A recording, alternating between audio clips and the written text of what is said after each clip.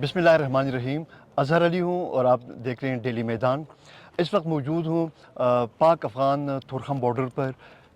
Zero point کا جو پاک افغان جو سرحد ہے ہم سے چند قدم پیچھے ہے. ابھی ہم کچھ دیر پہلے ہم زیرو پوائنٹ تک گئے تھے، لیکن چونکہ وہ حالات کشیدہ ہیں، فورسز نے ہمیں یہ مشورہ دیا ہماری پاک فوج نے کہ آپ ذرا محفوظ مقام پہ جا کے پھر اپنا پروگرام کریں. تو میرے ساتھ موجود ہیں سینئر صحافی شہزاد درانی صاحب. ہم آج پاک افغان کشیدگی کی وجوہات جاننے کی کوشش کرتے ہیں. اس کشیدگی کی وجہ سے جو پاک افغان بارڈر بند ہے اس کی وجہ سے کتنا نقصان ہو رہا ہے ہماری معیشت کو، یا ادھر سے جو آنے والے جو لوگ ہیں جن میں بیمار بھی ہیں، خواتین ہیں، بچے ہیں، اور یہاں جو ٹرانسپورٹ کے کاروبار سے وابستہ جو لوگوں کی مشکلات ہیں، اس حوالے سے ہم مختصر گفتگو کرتے ہیں. درانی صاحب، بارڈر کی صورتحال آپ کے سامنے ہے. ہم یہاں پہنچے، ہم کوریج کے لیے ہم زیرو پوائنٹ تک گئے، اب واپس اب یہاں آ گئے ہیں. آپ بتائیں کہ یہ صورتحال کب سے شروع ہے، اس کے حوالے سے جو ہماری معیشت کے جو نقصانات ہو رہے ہیں وہ ذرا اس حوالے سے آپ بتائیں. جی اظہر بھائی، جیسا کہ آپ نے کہا کہ جو زیرو پوائنٹ ہے جہاں پہ بارڈر ہے پاک افغان، وہ ہم سے چند گز کے فاصلے پہ ہے، اور ہم ادھر گئے. ہماری کوشش تھی کہ اپنے ناظرین کو بتا سکیں وہاں پہ جو صورتحال ہے، کیا معاملات چل رہے ہیں، فورسز کیا کر رہی ہیں، پاک فورس کیا کر رہی ہے، افغان فورس کیا کر رہی ہے. تو ادھر جو پاک فوج کے جوان تھے انہوں نے ہمیں یہ کہا کہ آپ ریڈ زون میں ہے، اور یہ انتہائی حساس علاقہ ہے، تو ادھر کھڑا ہونا آپ کا خطرے سے خالی نہیں. تو بہتر یہ ہوگا کہ آپ محفوظ مقام پہ جا کے کریں. اب جدھر ہم کھڑے ہیں یہ پاکستان کا علاقہ ہے، اس طرف بھی پاکستان ہے، اس طرف بھی پاکستان ہے. ہمارے عقب پہ یہ پاکستان کی جو چوکی ہے وہ بھی نظر آ رہی ہوگی. یہ سلسلہ شروع ہوا ہے 21 فروری کو. 21 فروری سے یہ بارڈر بند ہے. آج 12 مارچ ہے، تو اس کو 12 دن یہ اور 9 دن وہ تقریباً 21 دن ہو گئے، 3 ہفتے ہو چکے ہیں یہ بارڈر بند ہے. اس 12 دنوں میں جو ٹریڈرز اور کسٹم ایجنٹس کا کہنا ہے کہ یومیہ $15 لاکھ کا نقصان ہو رہا ہے اس بارڈر کی بندش سے، روزانہ کی بنیاد پہ.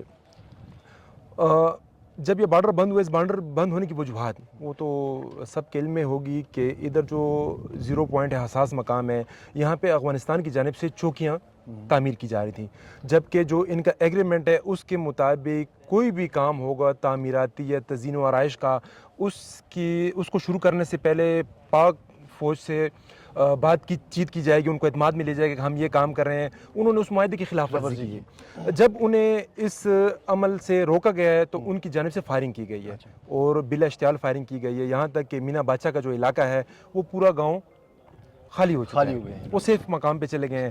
اس فائرنگ میں پاک فوج کے جوان بھی زخمی ہوئے ہیں، عام شہری بھی زخمی ہوئے ہیں.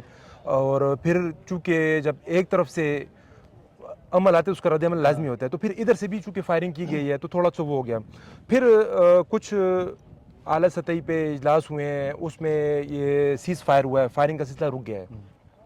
ابھی جو ہے چونکہ فائرنگ نہیں ہو رہی لیکن بارڈر تاحال بند ہے.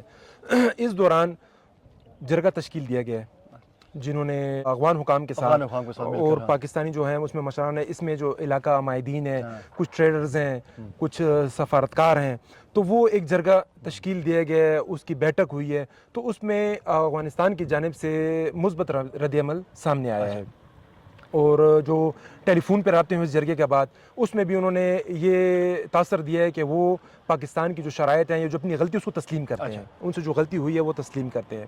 اب چونکہ یہ پاک افغان بارڈر ہے تو یہ انتہائی اہم بارڈر ہے.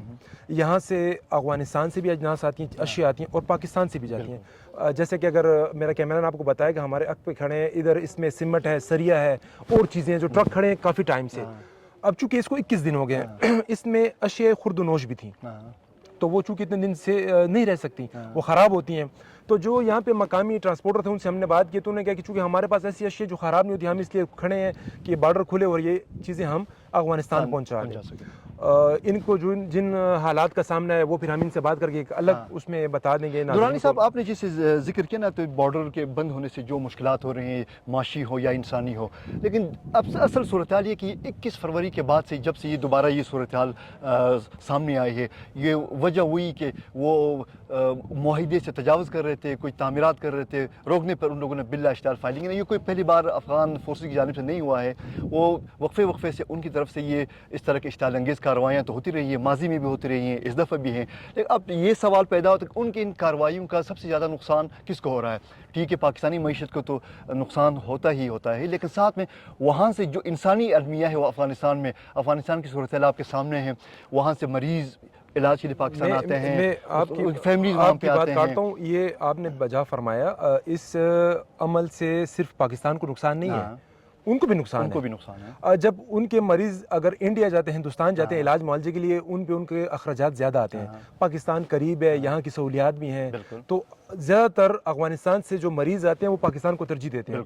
उसकी दो वजूहत हैं। एक वजह तो ये है कि यहाँ पे जो इलाज मुआवजा होता है उस पे इंडिया की निस्बत खर्च कम आता है। बिल्कुल। दूसरा ये होता है कि चूंकि बहुत से अफगानी जो हैं तो पाकिस्तान में मुकीम है, उनके अजीज़ व अक़ारब होते हैं, तो उनको रिहाइश का भी मसला नहीं होता। वो आते हैं, उनका मरीज़ हॉस्पिटल में होता है तो वो जाके उनके घर भी क़याम कर लेते हैं। जब ऑपरेशन होता है तो उन्होंने उसके बाद उसके चेकअप कराना होता है या दोबारा विजिट करना डॉक्टर को, तो उस दौरान वो अपने किसी अजीज़ के घर में रुक कर उनको वो भी फ़ायदा होते हैं, वो भी जो है तो उनको एक सपोर्ट मिलती है।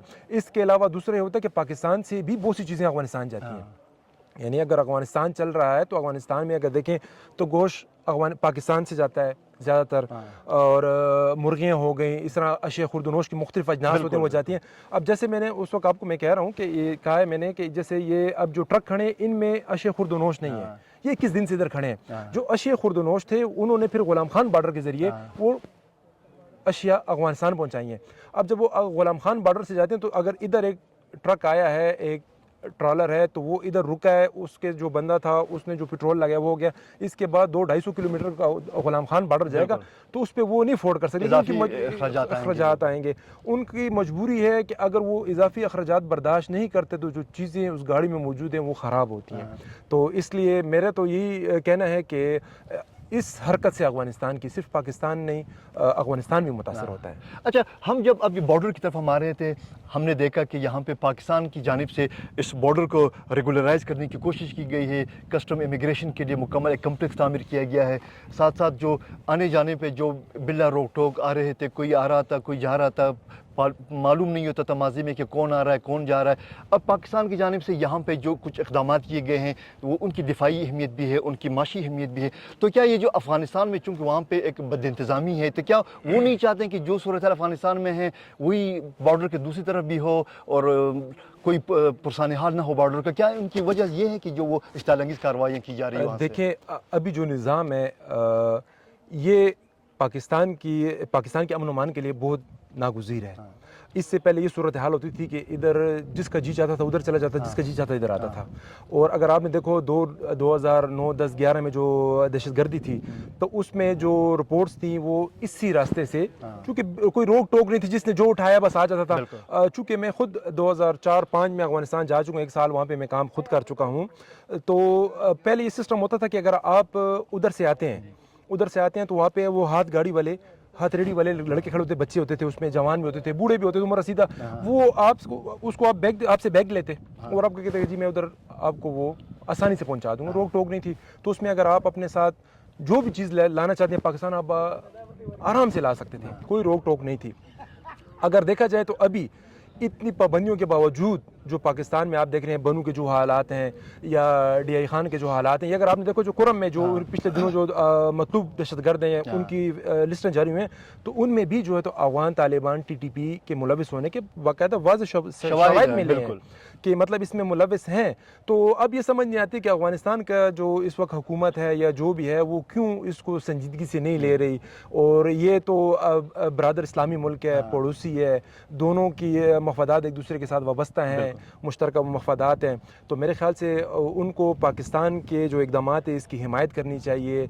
तो ये दोनों खिते के लिए बेहतर है, ज़रूरी है।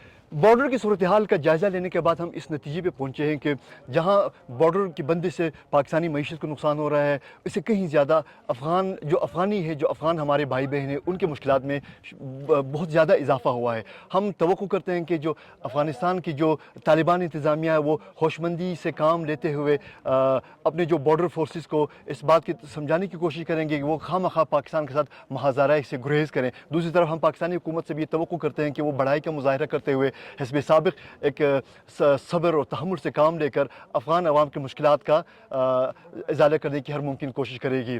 کیمرہ ٹیم اسد عابد اور عاصم خان کے ساتھ شہزاد درانی، اظہر علی کو اجازت دیجیے۔ اللہ حافظ۔